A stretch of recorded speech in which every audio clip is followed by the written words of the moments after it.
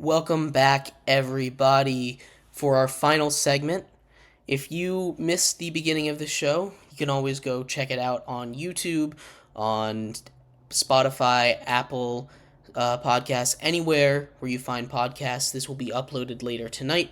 But if you missed it, we talked about Justin Fields, the drama with him that came out earlier today, and what the Bears may or may not do with that first overall pick.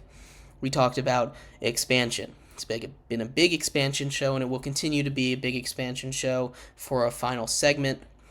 But we talked about college football expansion with the playoffs, and we talked about the possibility of MLB expansion. Remember that if you would like to be a bigger part of the show here, all you need to do is leave a tip or donation, have your message come across the screen for everyone to see. You go to streamelements.com/GSMCSportsNetwork/tip. Again, streamelements.com/GSMCSportsNetwork/tip. Continuing with our theme of expansion, we're going to talk about the sports betting industry. Unless you've been under a rock for the last year, sports betting has had a major impact all across the sporting world. In fact, it posted a record revenue of $11 billion in 2023. 11 billion with a B. This is with them not even being legal in all 50 states yet. Slowly but surely, they're expanding. They're expanding to, they're most likely going to be in all 50 states within the next by the end of the decade. And it's not necessarily a bad thing, but it is something to keep an eye on. Because the legalization of sports gambling, while it comes with its positives, while it comes with its financial and entertainment positives, there's a lot of negatives with it as well. Not just as a society getting more into gambling or gambling addictions or stuff like that. That's obviously a part of it as well, but that's not what we're talking about right now. We're talking about its impact on the sporting world specifically. And we've already started to see some of that impact. There's been a multitude of high-level suspensions for sports gambling already. Calvin Ridley, probably the most high-profile one in the NFL, was suspended for a year for gambling. There were a bunch of Lions players before this most recent season that got suspended for gambling. And there's been some college players and stuff that have been suspended for gambling, kicked off teams. So, first step in this impact sphere we're going to look at is athletes. Because if there's one thing that sports have to be in the industry, to be the sport that they are, it needs to have integrity. And having your players gamble on it, which is why it's such a big deal to have these sports leagues, and why they're cracking down on it. Without integrity, the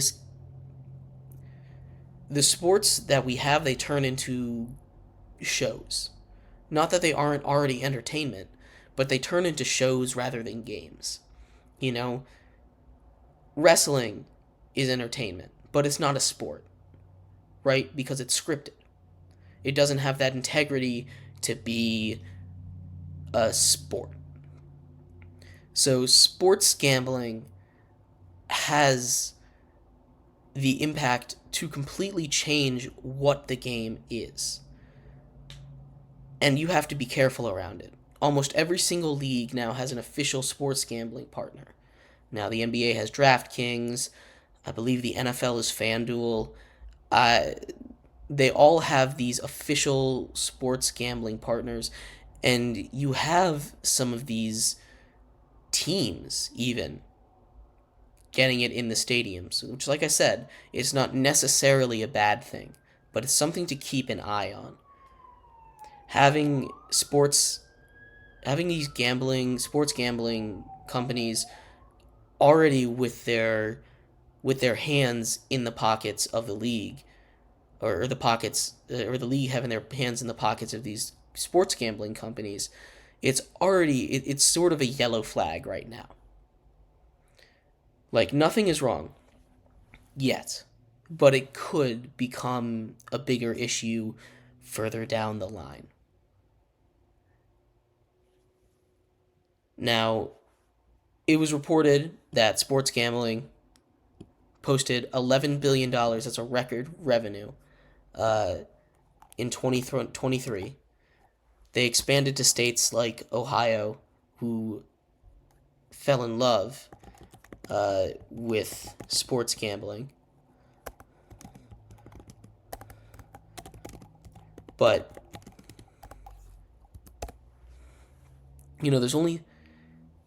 it's up to 38 states now. Or I guess mobile betting is legal in 30 states. It's also it's just so adding these, it's gonna be more and more profitable as time goes on, because they're just gonna get more and more customers. And it's not just the sports leagues that we need to keep an eye on. It's also sports coverage, and you start to see it change a little bit already. ESPN, for example, and this is one of those things that I feel really icky about. ESPN launched ESPN Bet, and for as much of a monopoly as ESPN has on cable sports coverage, they are the sports coverage place. They're the biggest places for sport, and they're a sports book now. It's one of those things that, like I said, it's not an issue yet, but having it so tightly tied in to the information we have, the way we analyze the information, being so tied into the game itself, is a slightly concerning thing, especially when what you're gambling on is being covered and by these networks, is where we're getting the information to be smarter gamblers about. You have issues like on draft night, NBA draft night. Shams Charania, NBA insider, is a FanDuel partner, and he had a report, breaking news as an insider, that I believe something with Scoot Henderson either going second or third, and that didn't end up happening. And it changed the lines. That tweet single-handedly cost people money and won the sports book a lot of money. And it wasn't on purpose. It was the information he got. That's been cleared. But situations like this are already starting to happen. And with the wider and wider legalization of sports gambling around the country, it's only going to become a more pressing issue. It's only going to become a bigger issue in the spotlight. You already see coverage start to change. It used to be taboo, I guess, to talk about sports gambling live on air. When I was growing up, just 10 years ago, there was a radio host that would talk about it late at night, 10 p.m. to 2 a.m. It's the only time I ever heard about sports gambling. No one on any major TV networks or radio networks would talk about sports gambling. But now, if you turn on any show, you open up any app, go to any website, at the bottom of it, they have lines. They have the money line, they have the spread, they have the over-under. You go turn on ESPN, and they're giving you analysis about who's going to win the Super Bowl, and then they flash up the odds for a player. They say, I'm going to bet this. It's already changed the coverage in just really the last 4 years, the really last 5 years. The coverage has changed this drastically to not only have sports betting be a part of the coverage, a part of the analysis, but kind of central to it.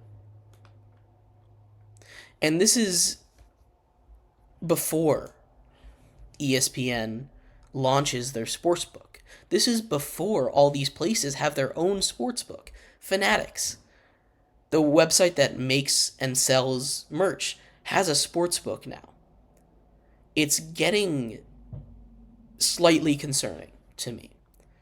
And they're going to keep posting record earnings as they keep expanding. Like I said, expansion, it's a big part of this show. Sports betting is going to continue to make record revenue. These companies are going to rake in the cash as they expand. So this number, this 11 billion number, this isn't close to their ceiling. This is much closer to their floor of what you can expect them to make every single year.